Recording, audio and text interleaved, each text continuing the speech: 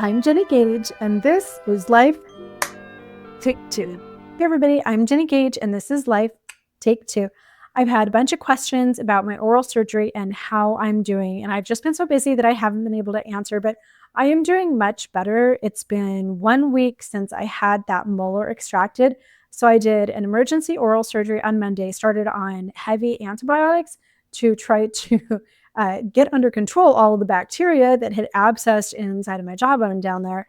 I was so sick from all of the antibiotics. And then starting Friday morning, Kevin and I were up at 5 o'clock every morning and doing 10 to 12-hour days at the Tucson 4th Ave Street Fair, working pottery booth for my favorite local artisan. I was exhausted. I was shaking. It was a rough go, but we made it through. The street fair was a great experience. And as you can tell, like, I don't have that giant Easter egg underneath my skin here anymore. And I can smile. I can move my mouth in a full range and life is good again. So I don't know. I don't feel 100% yet, but I'm much better. Thank you for always being such sweethearts and asking questions and also giving me advice on heat versus cold and things like that. So I feel like you're the family that I don't have, and I appreciate that so much. That sounds kind of pathetic and desperate. I mean, like, I have an immediate family, but having lost my whole entire clan to the Mormon church, I need you guys. I love you guys. So thank you for being here for me. A couple little things. I have been invited by YouTube to do memberships now, so I'm working on that. I really don't want anything on Patreon or my website or anywhere else. I'm going to pull everything over here to YouTube. This is going to be my home now. So those memberships are coming soon. They will include maybe a monthly Zoom call, some special outtakes, videos, and stuff that I don't have up on here for the rest of the public. So stay posted. As always, I would be so honored if you would subscribe. I don't have a production team behind me, and if you've watched my videos, you know that I haven't had all of the advantages and resources that some people do. So I don't have an editing team. I don't have anyone who does anything. From content creation, those ideas in my head, to script writing, video production, editing, and posting. I'm working single-handedly over here to bring you the best content that I possibly can, so those subscriptions are really helpful. Again, I do have my super chats turned on, but my biggest ask of all is please interact in my comment section. It helps other people to see what different viewpoints are. It helps me both in my own personal healing journey and to know what people in the world out there are thinking and what content I can create. And just in general, comments are my favorite thing about everything that I do here. All right, let's dive into today's topic. Not everybody knows that I am an atheist pastor. I was invited by a friend, Joe Rollins, over at the Church of Korihor to register and launch an atheist church. We have godless sermons on Sundays. We do have some worship hangouts on Wednesdays. We worship the light of reason, critical thinking, and just the fact that we're alive. Joe does some really great hymns for our Wednesday worship hangouts. He had one about Anne Frank's diary here a couple weeks ago and how that her recording her life helped to change the future of the world. And it absolutely gave me goosebumps in the way that no hymn about Jesus ever has, ever in the history of the world. I will actually post that sermon, which includes the hymn, in the description for this video. I still think about it almost every single day. And what I love about our godless interactions is that there's no faith in magical thinking required. Korihor, by the way, of the Church of Korihor, is a fictional character from Mormon mythology. And he was the bad guy. He was the apostate who died homeless and just like completely destitute because the members of the church didn't want anything to do with him, even though he later came back to the church. But he was a real warning to apostates not to apostatize. And now that I'm an apostate, he's my hero. So when Joe suggested the Church of Korihor, absolutely, I said yes. That is a story that I can get behind. Another thing that I love about our atheist church is that we do ordain women. I'm the co-founder of the church, and I was the first female ordained as a pastor. My role within the church is to perform the uncoupling ceremonies, which is a divorce ceremony. This is something that was really important for me because as I went through my divorce, I realized there are some things in the human experience that religions celebrate. And those are typically things that support religion. Things like marriage, things like the births, christenings, baptisms of babies, things like funerals where members are then transitioning, they're graduating, they're going on to heaven. But anything that's frowned upon, religions don't have celebrations around. And since our marital practices in the United States are very, very Christian, we have a wedding ceremony, but should that union dissolve, there's no divorce ceremony. There's no way to acknowledge or lean into that very important transition.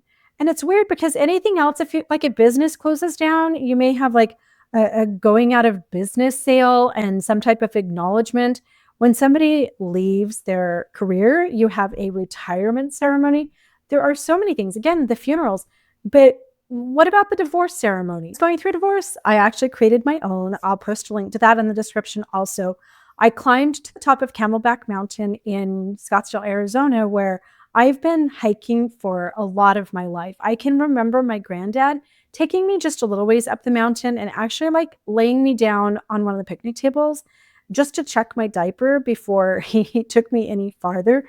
So I've been going up Camelback for most of my life. It's really significant. After my near-death experience, I would finally get out of the hospital and climb Camelback with my best friend. That was kind of the place where I knew that I was going to be okay, that I was going to survive that. And after my marriage collapsed, I realized that the top of Camelback was probably the place that I needed to go to celebrate this gateway into my life take two. So the day that my attorney told me that the papers had been filed and that my divorce was in process, my life was uncoupling, I climbed to the top of Camelback Mountain and I had something in my pocket. The last time that Jake had been in our home, the day that the police told him he could come in and get his things before they escorted him off of the property for good, he'd taken off his wedding ring, just kind of as a like FU type of situation. And he had plopped down in this little tray that we had in our master closet that had change and keys and stuff in it. So I took his wedding ring to the top of Camelback and I chucked it off the mountain and I wrote a little poem. I live streamed the whole thing on my Facebook just for my friends and family and my new divorce care podcast that I had just launched, which was called Life Take Two, which led to where I am today. And I read the little poem to myself off camera and it was just a transitional moment for me. It was so important and so meaningful that as soon as Joe and I started this church, I knew that I wanted to be the pastor of divorce, and that's what I am. That's the role that I perform within our church. Oh, I also help with some of the fundraisers for the needy. Joe has had a blanket drive going on all winter called Rapture, WRAPTURE. I'll post a link in the description for that too, just in case you're interested. So we do a lot of good. But as a pastor in an atheist church, I've been doing a lot of podcasts and engaging in conversations with Christians and other religious people who have questions about how atheists answer the biggest question of them all, which is, where did we humans come from? And not just that, backing it up just a little bit in the timeline of everything, how did life start? Because, of course, everybody's really familiar with the Big Bang Theory. So nobody asks me, how did all of it start? Well, I'm just going to refer back to the Big Bang Theory. But I found on a podcast that I did with Mormon Jacob Hansen here, which he has yet to publish just a couple of months ago, that I was just tripping over my tongue the whole time because I have a really solid idea of how life began and why, without any God necessary. But I realized there wasn't any verbiage around it, and I didn't just have a quick, easy catchphrase that I could use. So I decided I needed to write one out, and thus my little Bang Theory was born. Now, I know that some of you guys are wondering, when did Jenny become a scientist? Well, I didn't. I'm not. And I'm almost 51. I'm probably not going to become a scientist at any point in the future. I don't see that happening. But what I am is a writer. I'm a journalist.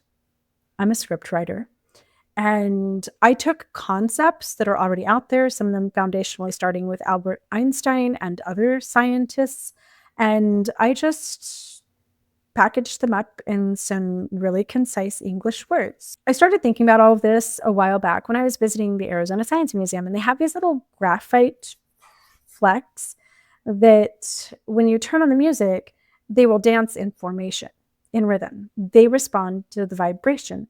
And one of the people from the museum on this school field trip talked about how the carbon molecules will react to vibrations and they can actually store memory. So I spent the next couple of years diving into the concept of storing data in individual carbon molecules. So in 2023, an international team of researchers demonstrates the possibility of molecular memory near room temperature. This particular study is by Lori Hardesty at MIT, and he talks about Moore's law, which is a bunch of stuff about computer chips and data storage that I don't understand and don't have the capacity to dialogue about, but it was the inspiration for what I then began to think of as a possible moment of the conception of life. So today I'm just going to read it for you. This is called The Little Being Theory, Godless Origins of Life, and it's over on my Substack, which is a series called Churchified under Life Take Two. I think that I've lifted the paywall on this since I'm doing a video on it. For the first 44 years of my life, I was Mormon. After a faith crisis in 2018, I transitioned into mainstream Christianity. It was simple to explain my beliefs about the origins of life. God, Jesus, Adam, a garden called Eden. In 2023, I broke up with Jesus and stepped out into the atheist world, and it became instantly much more difficult to answer the question, where did I come from?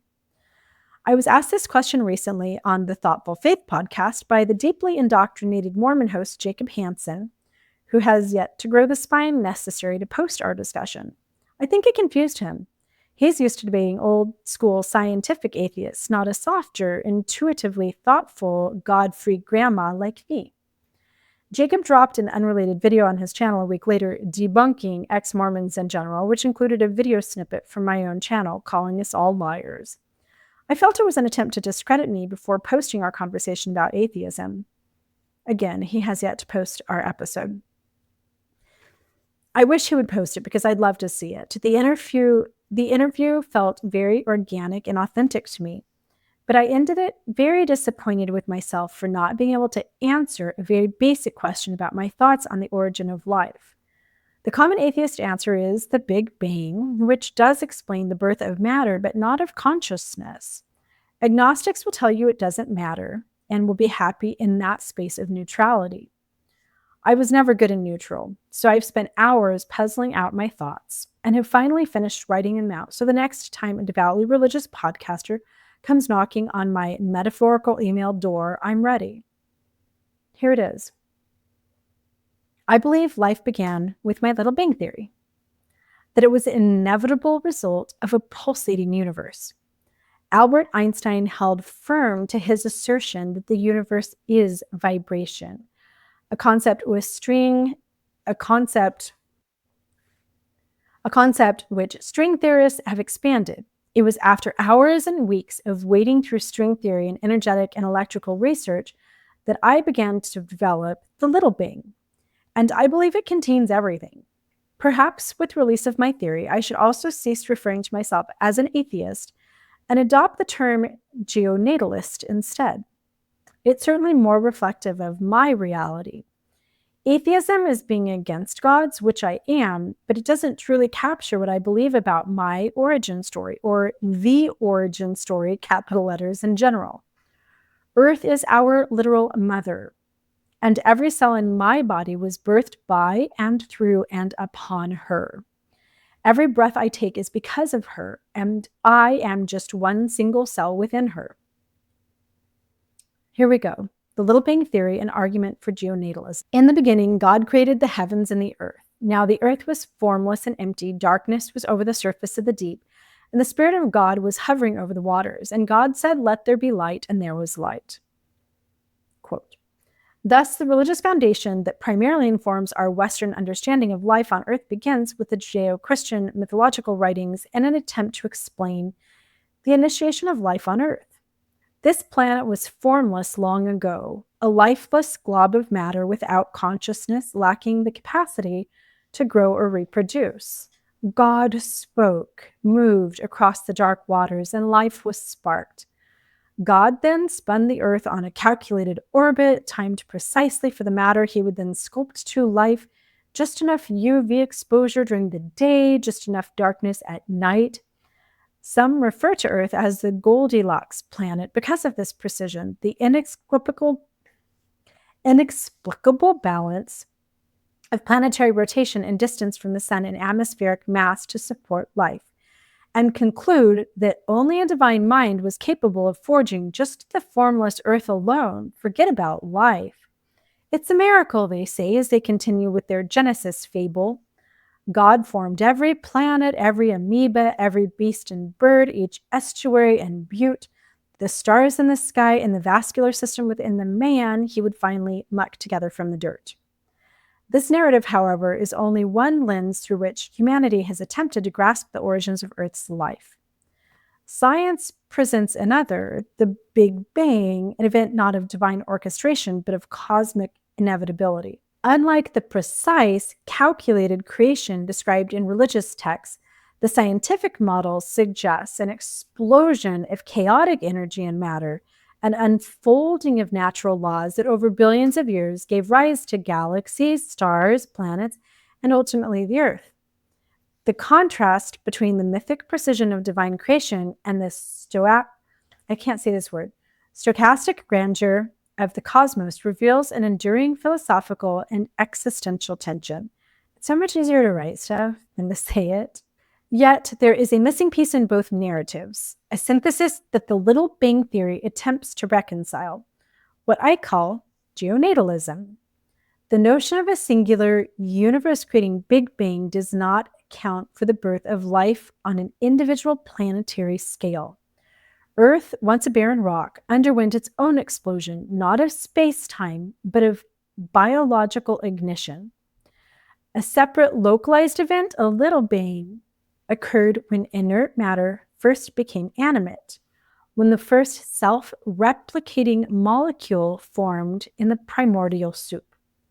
This was the birth of planetary consciousness, the initiation of life from non-life.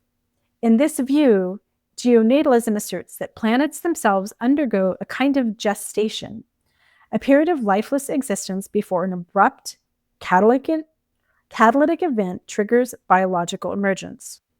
This moment of planetary birth, the Little Bang, represents a transformation not of physical formation, but of existential status. Earth, once just another rock in space, became something more, a living world. While theists may attribute this to divine intervention and scientists to abiogenesis, geonatalism suggests that life's emergence is an inherent phase in planetary evolution, a natural trajectory rather than an anomaly. Just as a fetus is inert tissue before a critical point of development introduces autonomous life, so too are planets before their little bangs, dead worlds awaiting the right conditions for ignition. You guys, just think of that word ignition. To me, it's more meaningful than creation. That's why I put it in here. If this is true, then life elsewhere in the universe is not a question of probability, but of timing. It's not a matter of whether there is life beyond Earth, but where other planets are in their developmental timelines. Are they still lifeless embryos waiting for their own catalytic event? Or have they already experienced their little bang, their moment of planetary birth, and now teem with civilizations just beyond our perception? The Judeo-Christian narrative provides a poetic metaphor. God hovered over the waters, spoke, and life began. Perhaps the reality is that all planets with the right ingredients experience their own hovering moment. An invisible hand, not of divinity, but of physical inevitability, bringing forth life as a consequence of cosmic gestation.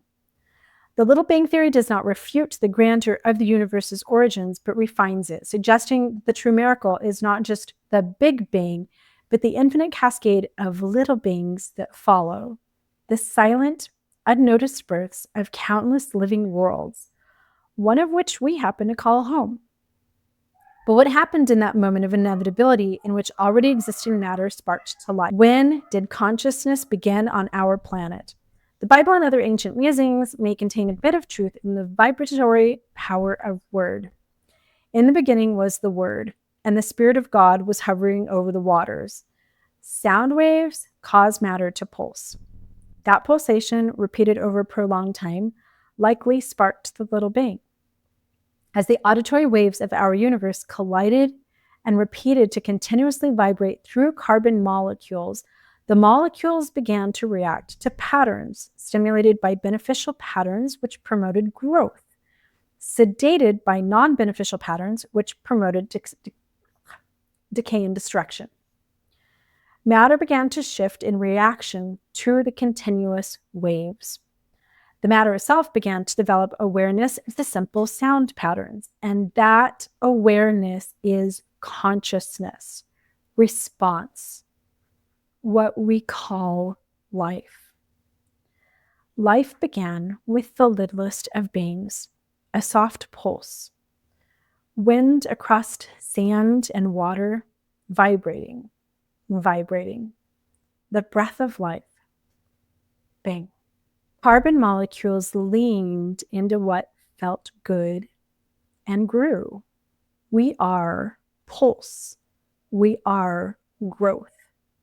Matter became meticulously ordered and patterned, as the pattern recognition was the original conscious awareness or life. Simple forms emerged first, pulsing out their own unique patterns in response to the original sounds, and they grew and adapted to all that vibrated around them and all that vibrated within them. Luca was born, the hypothesized common ancestor from which all modern cellular life descends, from single-celled organisms like bacteria to the gigantic redwood, as well as us humans. In light of the little being, religious concepts of a divine mind collapse, as the divine mind is within. Evolution, adaptation, and resilience align with the little being theory. What we observe on a biological level does not, however, make sense with the divine mind creator model. One would expect to observe only devolution and decay from the point of origin, which would be God, which is not the case on Earth. Religious concepts of sin also disprove themselves. Instead of sin, we would focus as living organisms on functional versus dysfunctional patterns, on replication and growth. There is no good and evil, only beneficial and harmful input. The light of reason and our innate ability to recognize and react to patterns is everything. It is who and what we are. It is the most sacred. And it was born not of a god or gods, but of our mother molecule, planet Earth, which contain both the matter and the frequencies which with to birth life, unaided. Wisdom is within, not without. Life erupted and was not planted. In conclusion, my little being theory presents a paradigm shift in understanding life's origins.